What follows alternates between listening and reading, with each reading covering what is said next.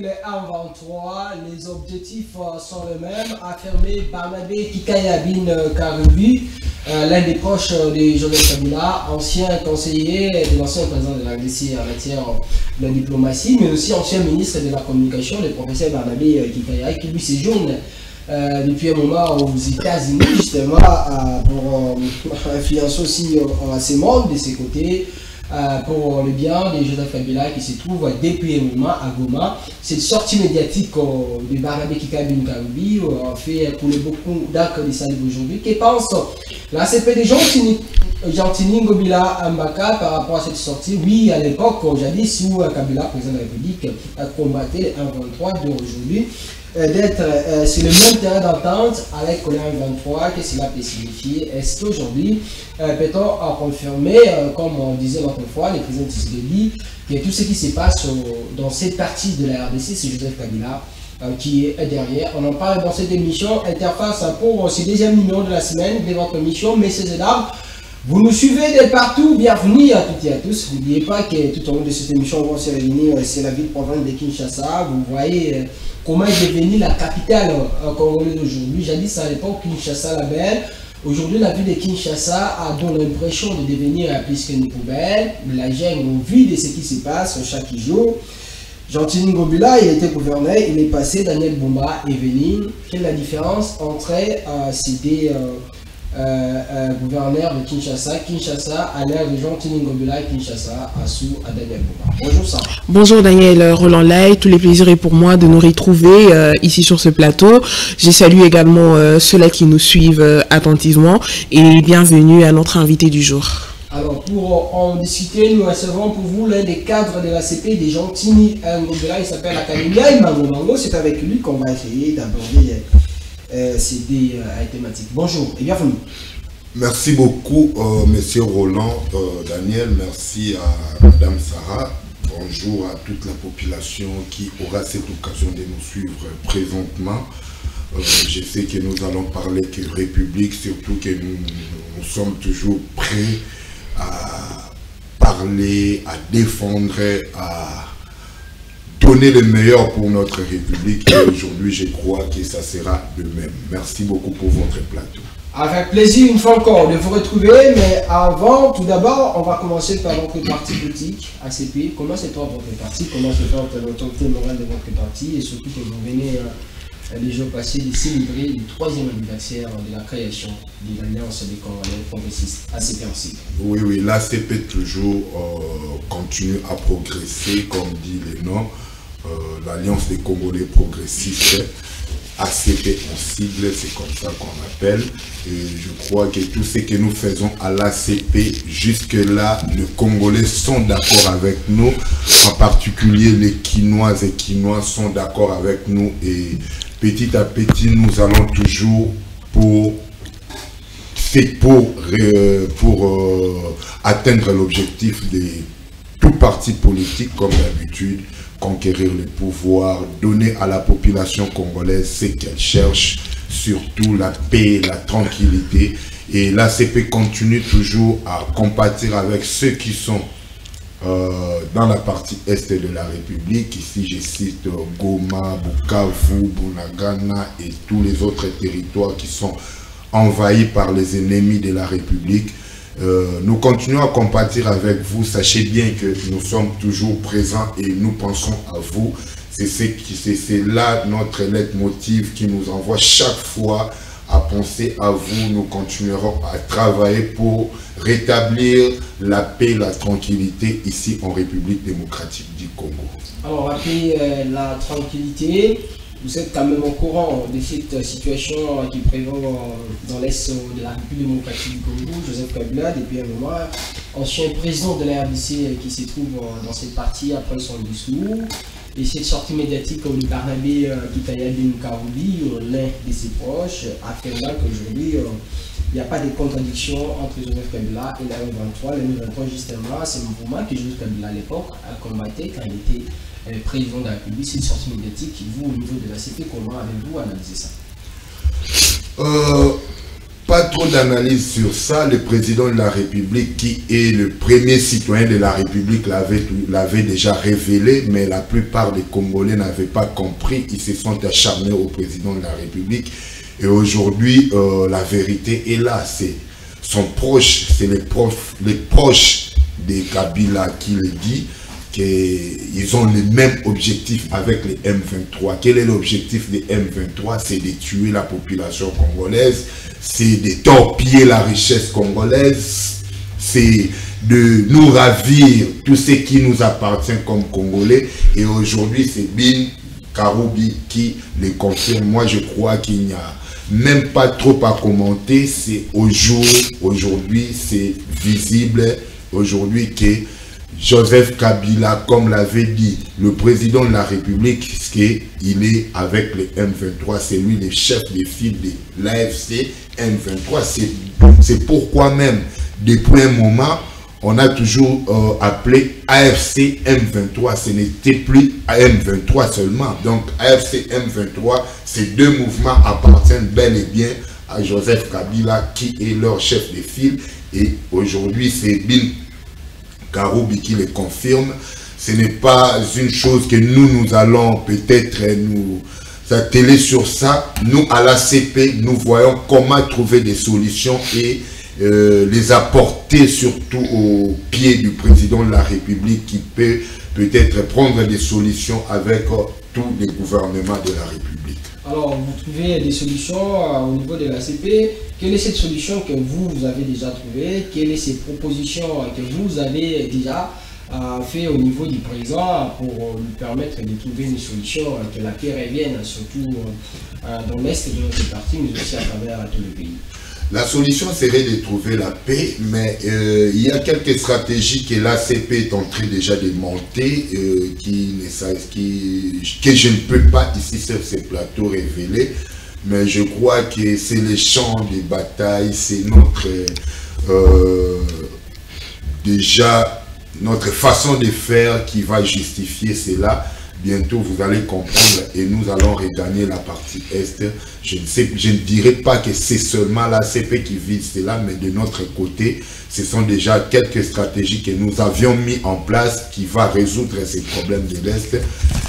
Dernièrement, je crois que vous avez suivi dans toutes les chaînes de la place le président national de notre parti politique, l'Alliance des Congolais progressistes, l'honorable sénateur, juste après une plénière, il s'était livré devant un micro pour dire tout haut que lui est en train de condamner tout ce qui se passe dans la partie Est de la République. Jamais, même si aujourd'hui on lui tendait la main, même si on lui disait que il faut faire ceci, sinon tu vas mourir, il a dit miette, il ne peut pas prendre les armes pour aller tuer ses propres frères. Et il a condamné l'ancien président Joseph Kabila de prendre les armes, de se transformer aujourd'hui en supplétif du Rwanda. Donc l'ACP, jusque-là, je vous rassure que nous sommes en train de monter des stratégies pour récupérer l'Est de la République, ensemble bien sûr avec toute la population congolaise et le président de la République.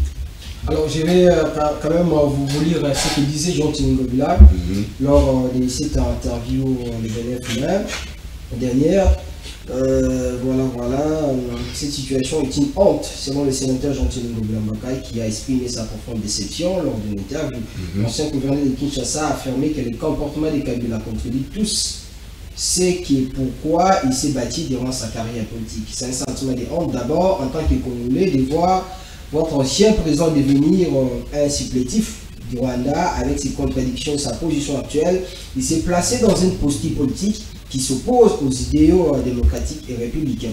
C'est tout simplement la honte. Il a renié son propre combat. Ici, en suivant Ngobila qui parle de la honte, qui affirme que c'est Kabila qui est derrière, comme disait le président Joseph Kabila. Ngobila aussi est parmi ces politiques-là qui à l'époque avaient travaillé avec Joseph Kabila. Encore aujourd'hui, il doit affirmer que ce qui fait Kabila, c'est la honte, comme si lui n'a jamais complicité avec Kabila, mais sans pourtant aussi démontrer des preuves, parce qu'aujourd'hui, ça s'est dit, c'est Kabila qui est derrière, mais la population, bien des peuples congolais, attend plus des preuves concrètes pouvant la convaincre que c'est Kabila qui est derrière. Non, vous venez de poser tout à l'heure là une question. Il ne s'agit plus d'avoir les lunettes médicales ou les miens pour voir ou constater ou comprendre que c'est Kabila qui est derrière le M23, qui est le chef des M23 ou l'AFC. Non, Kabila aujourd'hui est supplétif du Rwanda. C'est lui là, Kabila. Et notre président, l'honorable sénateur Jean-Tiningo Bilambaka, avait raison de dire que c'est une honte surtout pour lui qui s'est battu toute sa jeunesse pour être à la tête de la République. On lui donne la tête de la République démocratique du Congo, et après un moment, après sa présidence, il va prendre les armes contre ces mêmes pays. C'est pourquoi l'honorable Jean-Tiningo Bila a appelé ça, a qualifié ça de la honte. Une honte qui ne ressemble même pas à sa carrure en tant que ancien président de cette grande république. Et aujourd'hui, nous plaignons pour ça. Et ça fait mal. Vous attendez par-ci, par-là. Il y a d'autres qui sortent de gauche à droite, mais heureusement que nous avons un homme d'État comme Jean-Tiningo Bilambaka, qui n'a pas voulu bavarder comme les autres, mais il a qualifié de cela comme une honte. Joseph Kabila, tant qu'ancien président, ne pouvait pas prendre les armes. Ça ne s'expliquerait jamais. Dire qu'ils ont les mêmes objectifs, quel objectif a le M23? C'est de tuer, c'est de torpiller la richesse congolaise. Donc, ici, on ne peut rien comprendre. Ce que Kabila va nous expliquer, c'est quoi? Il revendique quoi? Est-ce que Kabila peut revendiquer aujourd'hui de revenir au pouvoir en RDC? Non. Il n'a aucune leçon. Qu'est-ce que la dernière résolution de Sun City nous dit? Qu'il ne faut plus prendre le pouvoir par les voies des armes. C'était à son époque que Sun City a vu le jour, et on a eu une résolution de là. Mais aujourd'hui, Kabila s'est dit qu'il faut rentrer à l'est de la République, il faut organiser encore une rébellion pour venir chasser Félix Tshisekedi du pouvoir. Mais nous, la population, nous disons non, ça ne se comprend plus. Et en RDC, en ces siècles présents, non, Joseph Kabila ne peut plus rentrer dans ces pays par voie des armes. Si il est un vrai démocrate, s'il s'est battu pour ça, tout son combat était comme démocrate, à côté d'un grand comme Mouzé Laurent Désiré Kabila, il n'a qu'à baisser les armes et venir s'asseoir avec les fils dignes de ces pays. Alors on sait tous que Jean-Tiningo Bila a eu à travailler aussi à côté de Joseph Kabila. De la même manière qu'il a eu à dire cela en faveur de Joseph Kabila, est-ce que serait-il aussi capable de dire que le régime du président Félix Tshisekedi n'est pas une réussite totale? Parce que vous ne cessez jamais de dire que votre parti politique est un parti où il n'y a que la vérité qui prône.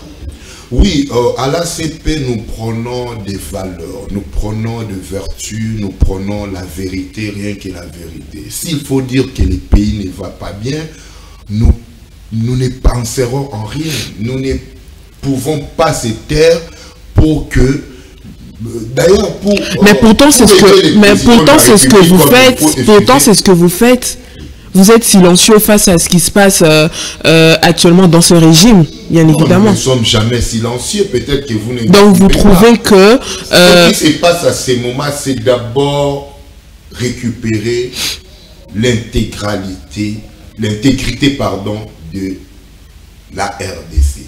C'est pourquoi, comme c'est très urgent, comme c'est très important, le président national est sorti pour le dire que Joseph Kabila, c'est une honte pour toi de prendre les armes, d'aller se faire supplétif du Rwanda afin de torpiller encore la RDC. C'était ça l'intervention de notre président Gentilini Ngobila. Mais ici, il faut souligner que l'ACP a toujours aidé les chefs de l'État en lui disant toujours la vérité. Mais il y a d'autres vérités que le président national, l'honorable sénateur Gentilini Ngobila Mbaka, ne peut pas venir à la télé. Il se respecte en tant qu'homme d'État, en tant que ancien gouverneur ou gouverneur honoraire. Il ne peut pas le dire tout haut, mais il va vers le président de la République et il lui dit cela en face. C'est d'ailleurs la meilleure façon d'aider le président de la République au lieu de se mêler avec ceux qui sont en train de ne pas vouloir l'avancement de ces pays. Mais je crois que notre président a toujours eu ce courage d'aller lui dire en face qu'on fasse ceci parce que la population souffre, parce que la population ne se retrouve pas. Alors, puisqu'il a beaucoup plus martelé sur l'affaire Joseph Kabila et que vous pensez que c'était un élément primordial, que dire de la suite de ce qui gangrène notre pays?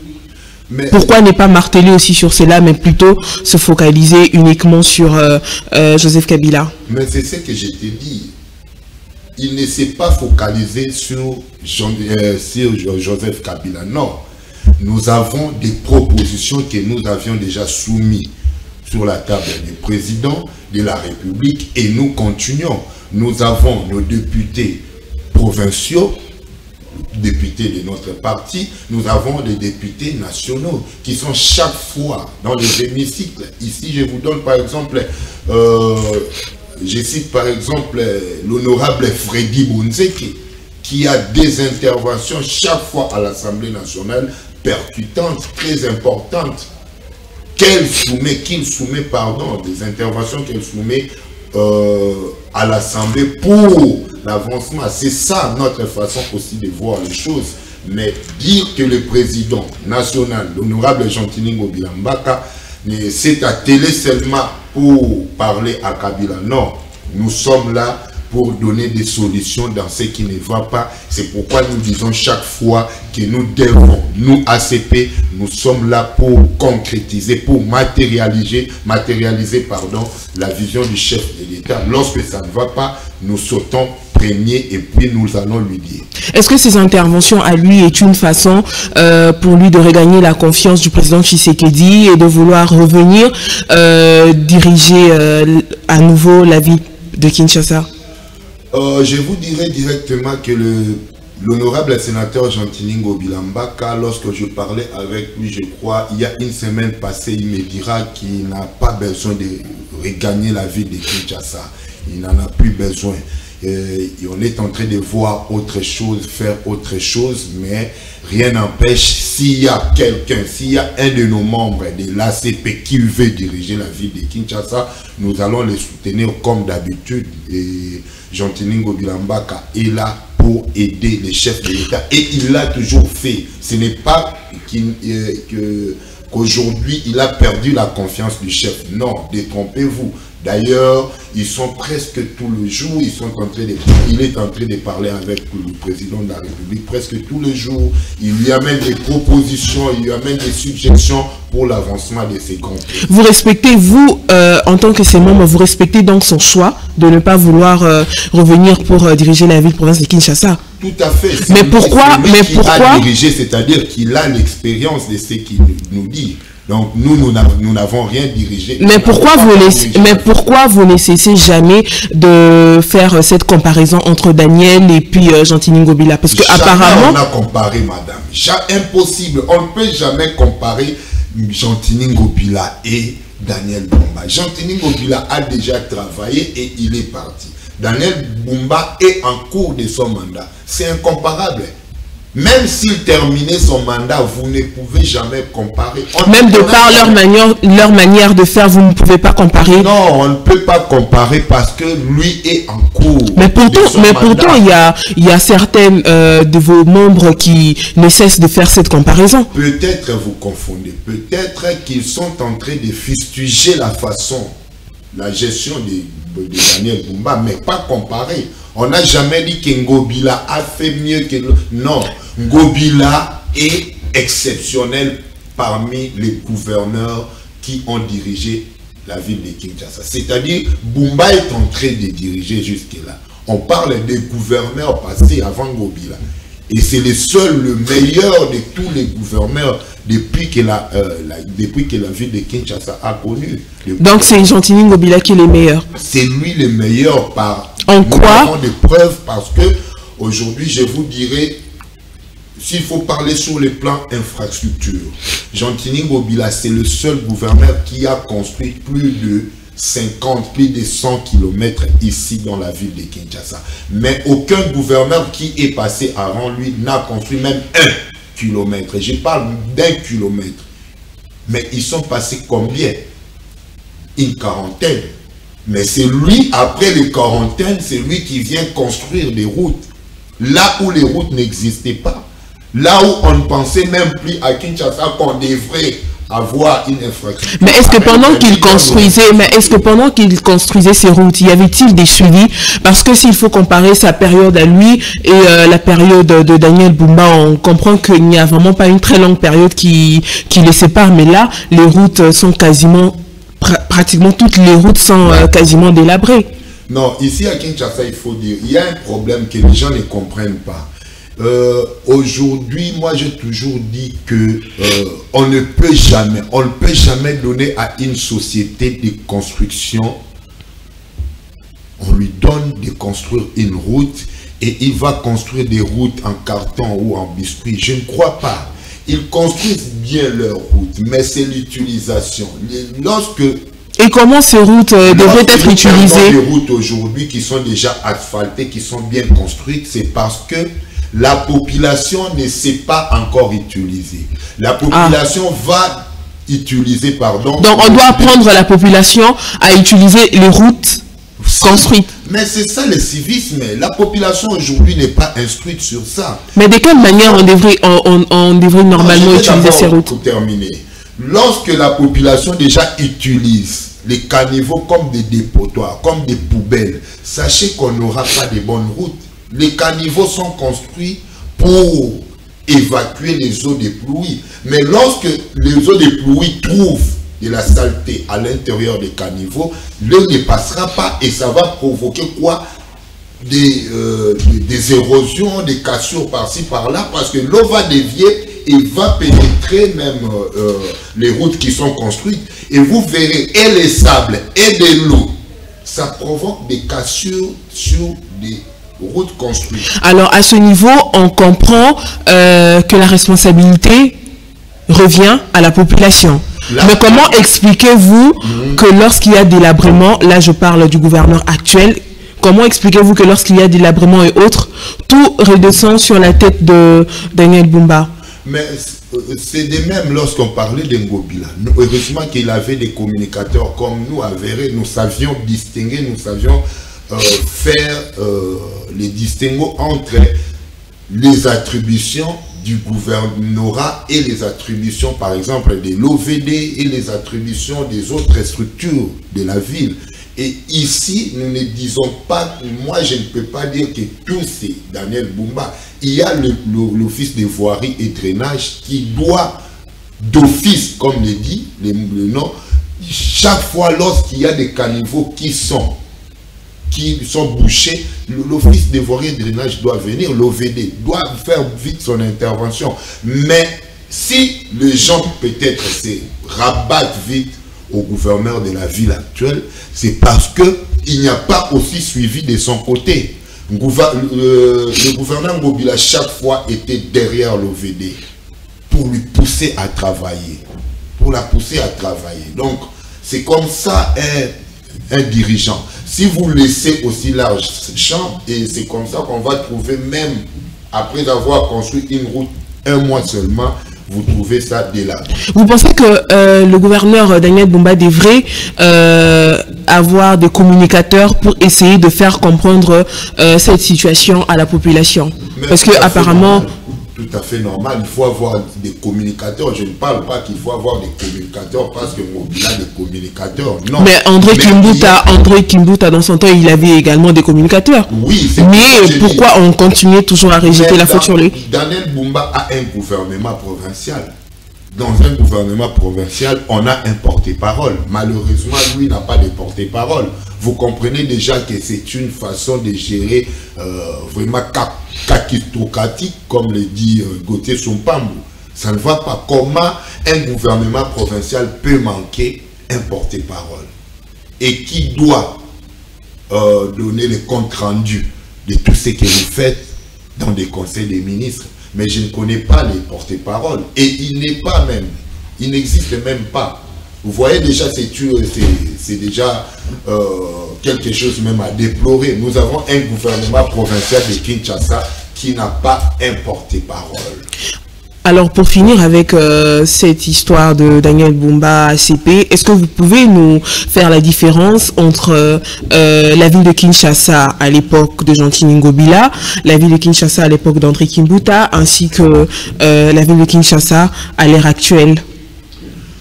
Madame, je venais de vous dire que nous ne pouvons pas comparer. S'il faut faire la différence, je vous dirais carrément que c'est Ngobila qui a construit les routes qu'on a besoin ici à Kinshasa. Aujourd'hui, Kinshasa a besoin des routes. Et c'est Ngobila qui avait compris que Kinshasa, il faut des routes, surtout des routes qu'on appelle des routes secondaires. Mais Ngobila vient et il a construit Elengesa, une route transversale, transcommunale, qui traverse à peu près 7 communes. Il a construit l'avenue Kikwiti. Il a construit Pont Bongolo, qu'il a trouvé à l'état de délabrement avancé. Depuis 1984, ces ponts n'existaient plus. Et Ngobila vient en 2019, il construit les ponts. Ce n'est pas seulement ça, l'éclairage public qui n'est pas l'apanage du gouvernement provincial, mais Ngobila s'y donne. Pourquoi? Parce qu'il ne veut pas que sa ville soit dans les ténèbres, dans le noir. Il a donné l'éclairage public sur le boulevard du 30 juin, boulevard Lumumba, Bypass, et tout près, en tout cas, plusieurs avenues. Ne parlons pas du grand marché qui était en état aussi de délabrement plus avancé même. Et aujourd'hui, on a un grand marché à la hauteur de la RDC, c'est-à-dire c'est le plus grand marché de l'Afrique. Ça, c'est Ngobila. Et Ngobila, le plus grand marché de l'Afrique qui tarde à être inauguré jusqu'à présent. Pourtant, lui-même nous avait, mais pendant qu'il était encore là, il nous avait promis l'inauguration, chose qui n'a jamais été faite. Ça, c'est vrai, il avait promis l'inauguration, mais c'est un travail technique. Un travail technique, on peut nous dire que ça prend fin à telle date, mais vu tout ce qui entoure cette technicité avec nos maçons, électriciens, c'est ça aussi peut-être, mais au moins aujourd'hui nous avons un grand marché qui est une fierté pour la population congolaise, en particulier quinoise.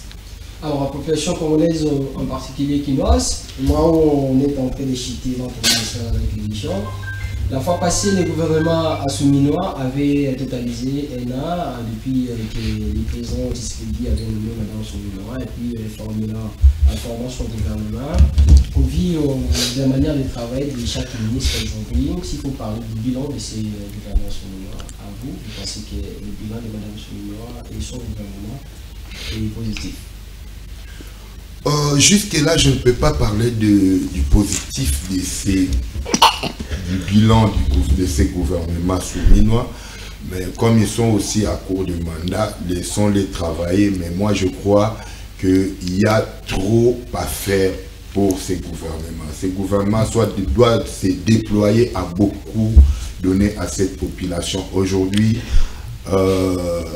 nous déplorons premièrement les problèmes de l'insécurité. C'est presque dans tous les pays aujourd'hui, voire même ici à Kinshasa.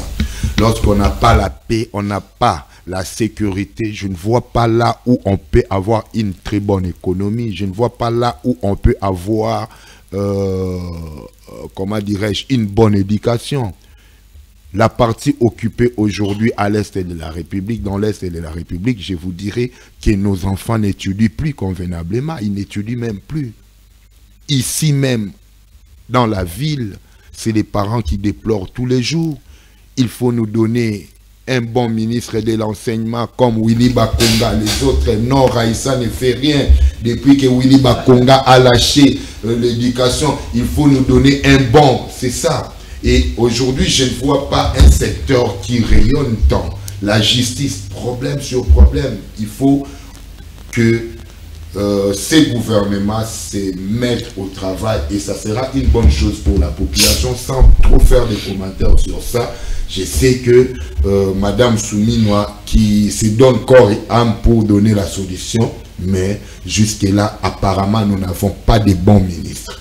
Des bons ministres, vous, parmi ces ministres, et quel est ce ministre-là que vous pensez, lui, il a été nommé en termes de tourisme parce qu'il n'a rien fait. En termes de tourisme. Mais aujourd'hui, regardez ce qui se passe. Regardez ce qui se passe. Ce qui se passe aujourd'hui à Kinshasa. Lorsqu'il y a plu, ça fait trop de dégâts. Et c'est regrettable. Qu'est-ce que fait le ministre de l'aménagement du territoire? Guy Luandomboyo. Je ne vois pas ce qu'il fait. Il n'est pas concret. Il est en train de construire des toilettes publiques avec sa fondation Widal partout. Partout, il est toujours de construire ce qu'il veut. Mais concernant... Non, ça, ce n'est pas aménager les territoires. Ah. Mais il aménage les toilettes publiques, c'est bien. S'il avait aménagé les territoires, aujourd'hui, ces pluies n'allaient pas provoquer des morts. Nous parlons des morts aujourd'hui à Kinshasa. Ce n'est pas la guerre de l'Est qui a tué, mais c'est les pluies. Et ces pluies, s'il y a eu un bon aménagement, je ne crois pas qu'on aurait trop de morts. C'est regrettable aujourd'hui de voir, c'est toute une famille que j'ai vue de l'autre côté de Lausanne, sur l'avenue 24 novembre, ici à Lausanne, comment on appelle l'avenue, la grande avenue. J'ai trouvé une famille, plus de 11 morts. Plus de 11 morts. Il y a un mur qui est tombé sur eux. Et vous voyez tout ça, ça fait mal lorsque vous voyez cela. Et il y a un gouvernement, il y a un ministre de l'aménagement, il y a un gouverneur de la ville. Que font ces gens? C'est-à-dire... Il y a même une ministre de l'environnement parce que dans cette chose-là, il fallait aussi qu'on puisse poser des arbres au niveau de l'environnement. On avait promis ici 1 milliard d'arbres en 2019 chez Madame, comment elle s'appelle? Bazaïba. Jusque-là, on n'a jamais vu ça. Ah, c'est ça. Est-ce qu'on doit aussi parler de cette dame? Je la salue d'ailleurs, mais 1 million d'arbres, déjà ça... 1 milliard. 1 milliard d'arbres, mais ça... Je ne sais pas si on a déjà planté combien. Déjà, il y a des pleurs là-bas, il y a des larmes qui coulent déjà de l'autre côté de ces ministères de l'environnement. On nous dit qu'il y a des tournements. Oh. J'ai dit, on nous apprend qu'il y a des tournements. Il y a une somme qui était donnée pour planter des arbres, mais jusque-là, est-ce qu'il y a 1 milliard d'arbres qui sont plantés? Je ne crois pas. Certainement de votre côté, chez nous, moi je n'ai jamais vu ça. Quel côté? Ça va, toi tu as vu ça. Donc ce qui se passe aujourd'hui, le gouvernement doit se déployer pour donner le meilleur à la population. Parce que s'il faut parler du bilan, je ne vois pas qu'est-ce qu'il faut donner du côté actif à notre gouvernement actuel. Mais malheureusement, c'est le pays qui perd. C'est le pays qui perd. C'est le pays qui perd. S'il faut évaluer, par exemple, les ministres de l'Intérieur, Jacquemaine Chabani, depuis que Chabani est là, on parle aujourd'hui des kidnappings, on parle des braquages. Des braquages. Même pendant la journée à Kinshasa, vous pensez que Chabani, depuis que le président Tshisekedi est au pouvoir, c'est le ministre de l'Intérieur qui n'a pas pu faire mieux justement pour sécuriser la population quinoise d'une manière particulière. L'excellence Chabani, c'est quelqu'un d'intelligent. Il est intelligent, mais ici, moi, j'avais proposé d'ailleurs qu'on fasse les recrutements de plusieurs policiers. On n'a plus de policiers ici à Kinshasa. Allez même dans des sociétés. Vous ne trouverez pas un nombre. Vous trouvez 3 policiers dans la société Moko. Pas d'armes. Société Moko, bah policier Misato. Misato. Pas d'armes. Et ces sociétés-là, je crois que ça peut prendre, on peut dire quoi, la population la population qui est là dans ces quartiers, vous trouverez par exemple 35 000. Mais 35 000 pour 3 policiers seulement.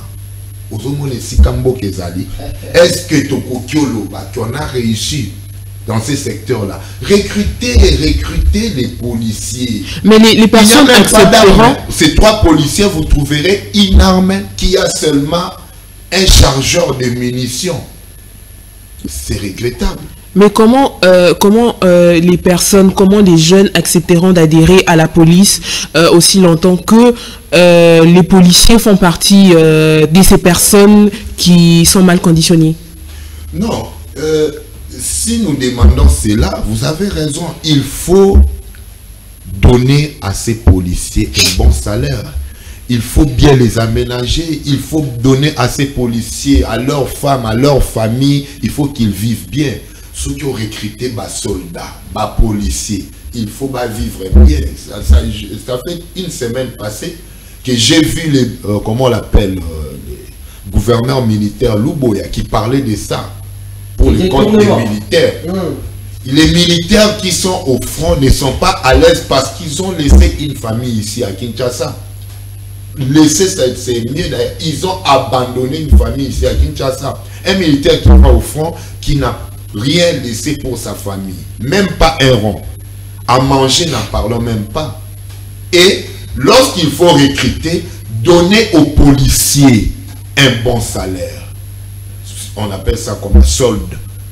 Pas bien. Vous verrez que les Kinois sont prêts à soutenir l'armée, à entrer à l'armée. Mais je ne vois pas comment les Kinois peuvent adhérer à l'armée. Parce que Passi et les Kimakasi, et ils ne parviennent pas. Ils savent que ceux qui sont d'abord là, ceux qui continuent à se battre, sont en train de... Parce qu'on voit des policiers accepter même de coopérer avec des criminels. Mais c'est ce qui se passe. Pourquoi? Parce qu'ils n'ont pas un bon salaire. Si, même ceux qui sont aujourd'hui dans nos frontières, DGM, tout consort, ces agents de DGM, il faut un bon salaire. S'ils n'ont pas un bon salaire, ils seront corrompus et nos frontières, et Kozalakaka, laisser passer Kota Bima, Nengoli. Donc c'est à peu près ça. Moi je crois que ces secteurs-là, lorsque nous remarquons, constatons aujourd'hui qu'il y a des kidnappings par-ci par-là, c'est parce que nous n'avons pas assez de policiers. Il faut recruter les policiers et leur donner une vie décente. Vous verrez que nous allons un peu stopper cet ouvrage. Alors, quitter les policiers, pour chuter avec les méchants, on va commenter un peu cette histoire de la cohésion nationale. Fayoulou, qui l'autre fois avait rencontré le président de CDB. Aujourd'hui, on parle des frustrations, on parle de la cohésion nationale, il faut passer par le dialogue. Pour vous, au niveau de la CP, que pensez-vous de cette histoire de la cohésion nationale? Est-ce que c'est le moment pour les Congolais de se mettre autour d'une table pour que les gens puissent se dire des vérités, question de faire bloc et puis barrer la route aux ennemis de la République, et surtout les gens qui ont toujours eu cette ambition de diviser la République démocratique du Congo, de nous balkaniser? La cohésion n'est pas mal en soi, mais ici nous devons comprendre quelque chose qui est vrai et que nos acteurs politiques ne veulent pas cette cohésion. Malgré que c'est Fayoulou qui va vers le président de la République pour chercher cette cohésion, il nous parle du camp de la patrie, mais vous comprendrez que dans ce qu'il est en train d'évoquer comme camp de la patrie, le contenu n'y est pas. Alors, avec tous nos acteurs que nous avons aujourd'hui, vous comprendrez, je disais, qu'ils ne veulent pas la cohésion nationale. Regardez Bemba, ce qu'il vient de nous dire la semaine passée. Bemba nous dit, ah, Kabila n'est pas congolais, Kabila, celui-là n'était pas son père, celle-là n'est pas sa mère. Mais qu'est-ce qu'il cherche? Entre-temps, moi je vous dirais, M. Roland, que tous ces gens-là que vous voyez ne sont pas des Congolais. Tous ces grands politiciens-là, c'est nos vieux-là, ils ne sont pas Congolais aussi. Kabila, moi je ne suis pas là pour défendre et je ne défendrai jamais Kabila. Mais Kabila a fait presque 20 ans ici en République démocratique du Congo. Si nous lisons les textes, code de la famille. Si vous lisez à son article 22, je crois, vous allez comprendre que pour acquérir, il y a ce qu'on appelle l'acquisition de la nationalité. Pour acquérir une nationalité, il suffit par exemple, je donne un point, il suffit d'avoir une femme congolaise que vous avez mariée ici par exemple. Je donne l'exemple de Kabila qui a marié Olive Lembe. Et le fait seulement de marier Olive Lembe, et lorsqu'il totalise déjà 10 ans en République démocratique du Congo, automatiquement, le conjoint ou la conjointe devient congolaise. C'est comme ça qu'on acquiert aussi la nationalité. On nous apprenait aussi que Bemba n'est pas congolais. Mais lui aussi sort de son silence pour accuser l'autre. Moi, je n'accuse pas aussi Bemba. Mais Bemba aussi, d'un côté, si vous allez trouver qu'il n'est pas aussi congolais. Parce que la nationalité congolaise, article 10 de la Constitution dit quoi? Elle est une et exclusive. Elle ne peut être détenue.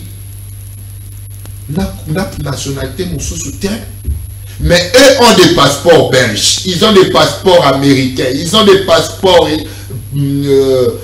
français. Tous ces grands politiciens-là, c'est-à-dire qu'ils ne sont même plus congolais. Alors, cette façon de voir, les débats sur la nationalité, dit à Bemba d'éviter cela. Cherchons à nous réunir pour sauver d'abord la République démocratique du Congo. Cette cohésion nationale que vous me posez me posez comme question, je vous dirais que la cohésion nationale, c'est seulement ces politiciens-là qui ne le veulent pas. Ils ne la veulent pas, pardon. Ils ne veulent pas de la cohésion nationale. Ils sont en train de nous mentir. Même celui qui nous enseigne les camps de la patrie, Pourquoi? Pour chercher sa santé politique. Parce qu'il sait déjà que ce qui arrive bientôt, il y aura peut-être une table ronde. Où sera ma place? Où serait ma place? Il y a l'autre qui sort de l'autre côté. Celui-là n'est pas congolais. Celui-là, qu'est-ce que vous cherchez? Vous tous, vous n'êtes plus les Congolais. Vous détenez 2 passeports, 2 identités. Or, notre identité, elle est détenue que elle seule. C'est ça avec nous. Donc, je dirais tout simplement que la cohésion aujourd'hui est très très importante. Nous devons tous être derrière le chef de l'État pour barrer la route à tous ceux qui veulent balkaniser la RDC. C'est ça. Vous concluez l'émission. Merci beaucoup de m'avoir reçu. Je crois que c'était pour moi une joie. Ce que je peux dire, demander au président de la République, ça fait un bout de temps déjà que la population congolaise attend le gouvernement d'union nationale. Vous avez consulté toutes les couches de la population. Il nous faut maintenant un gouvernement d'union nationale. C'est vous, le président de la République, qui nous met. Avec tout honneur, monsieur le président, surtout dans le secteur de l'enseignement primaire et secondaire, toute la population aujourd'hui s'est plainte. C'est une grande chose que vous aviez remis en place. Vous aviez dit à la population que les élèves, les enfants doivent retrouver les chemins de l'école. Et aujourd'hui, les chemins de l'école, il est quelque part barré par les ennemis du pouvoir. Et nous vous demandons, nous vous supplions, s'il faut voir de quelle manière, de quelle façon nous donner Willy Bakonga à la tête de ces ministères de l'EPSP, et la population au moins se réjouira avant même 2028. Vous allez comprendre cela. Parce que la personne dont je parle, Willy Bakonga, a donné le meilleur lorsque vous lui avez remis les bâtons de commandement juste au début de votre mandat. Je crois que j'ai fini par là. Merci beaucoup. Merci beaucoup Academia et Mango. Je rappelle qu'elles êtes au cadre du parti Alliance des Congolais progressistes à cet cycle du sénateur Kabila. Merci d'avoir répondu à notre invitation et à toutes les questions. Merci beaucoup. Merci Sarah. Merci Daniel, merci à ceux qui nous ont suivis et merci également à Issa Kazaka qui était au four et au moulin. Alors, mon ami Espérant Junior Mukendi me disait un jour, en termes de la pensée des sages, Daniel, tu sais, nous ne venons pas des familles riches, nobles de la deuxième classe, et nous savons comment cohabiter avec les autres. Ouais, quoi, cohabiter avec les autres, c'est une obligation parce que la solidarité, c'est une tendance qui est à s'entraider. À tous, merci de nous avoir suivis. On va se retrouver le même mercredi pour le troisième numéro de cette émission qui est Vive la République. Vive la RDC. Restez-nous toujours fidèles.